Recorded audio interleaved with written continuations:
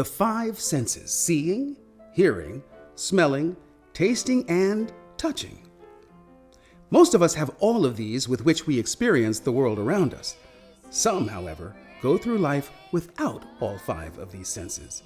You've probably heard of Helen Keller, who was both blind and deaf. Living without some of your senses is certainly a tough challenge. However, it is not the end of the world, and for some, it's the beginning of an amazing one.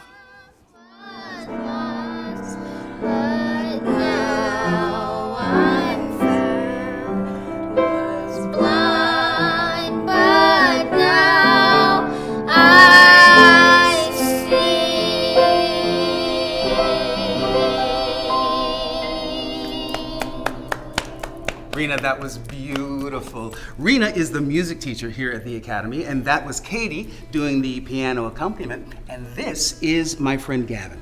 Gavin is a 7-year-old who's been blind since birth. Gavin has never had sight, yet, as you can tell, it hasn't stopped him from being an incredible musician. Gavin is also an exceptional young man who writes stories. He gets A's in science and math, is not all that fond of language arts, but he loves soccer and Finding Dory. Is that right, Gavin? Yes. All those things are true about you? Yes. And so what would you want to tell people who have never had the experience of being blind, what it's like to live in your world?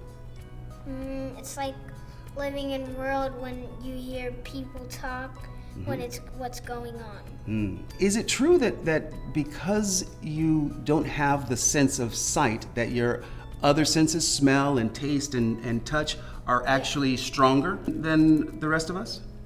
Yes. Yes? Because I'm blind. So would you say of those other senses, taste and touch and hearing, which is the one that you experience the world through the most? Touch. Touch. I like people see with their eyes and I see with my hands. You see with your hands. So, Gavin, you experience the world through your fingers, right? Through the sense of touch. Yes. How then would you know what I look like? Touch. Touch. So show me what that means.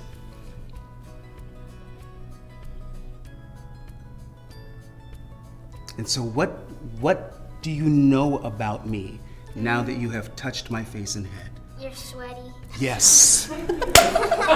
You know me so well, Gavin. I am sweaty. Anything else? Gavin, do you have any brothers and sisters? I have one brother. One brother. Is he sighted or blind? He is sighted. He is sighted. So what is it like having a sighted sibling? Is he older or younger? Older. He's older. He's 12. He's 12. So your big brother is sighted. Does he look after you? Yes. Yeah? He's a good big brother? Yeah, sometimes we always fight. Yeah, well, that happens when you have siblings. Do you, so you love soccer. Do you play soccer or just like to? I play soccer. You play soccer.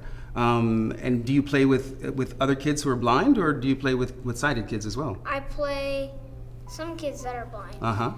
So for the most part, your school is much like any other school that kids go to all around the world. Well, not I'm the only blind one. You're the only blind student in your school or in your class? In my school. In your school. How do the other kids respond to your being blind?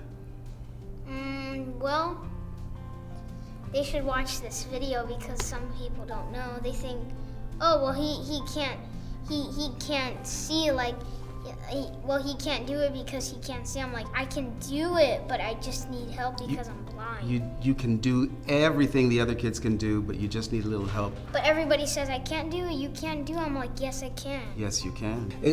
What would you have to say to people who think that because you're blind, there are things that you cannot do? I would just say, I can do it, but I just need help. Doing stuff doesn't mean that you're blind. I see with my hands and my heart. You see with your hands and your heart. Being blind does make the world difficult sometimes.